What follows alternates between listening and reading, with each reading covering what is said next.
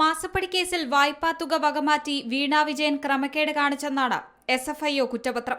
CMRLന്റെ സഹോദര സ്ഥാപനമായ empower capital investment എന്ന സ്ഥാപനത്തിൽ നിന്ന് വീണ വിജയൻ കടമായി 50 ലക്ഷം രൂപ വാങ്ങി. 25 ലക്ഷം രൂപ വീതം 2 തവണയായിട്ടാണ് വീണ കടം വാങ്ങിയത്. CMRL ഉടമ ശശിധരൻ കർത്തയുടെ ഉടമസ്ഥതയിലുള്ള സ്ഥാപനമാണിത്. CMRLൽ നിന്ന് വീണയ്ക്കും എക്സലോജിക്കിനും പ്രതിമാസം കിട്ടിയത് 8 ലക്ഷം രൂപയാണ്. CMRLൽ നിന്ന് കിട്ടിയ ഈ പണം എംപവർ ക്യാപിറ്റൽ ഇൻവെസ്റ്റ്മെന്റിലെ ലോൺ തുക തിരികെ അടയ്ക്കാൻ വീണ ഉപയോഗിച്ചു.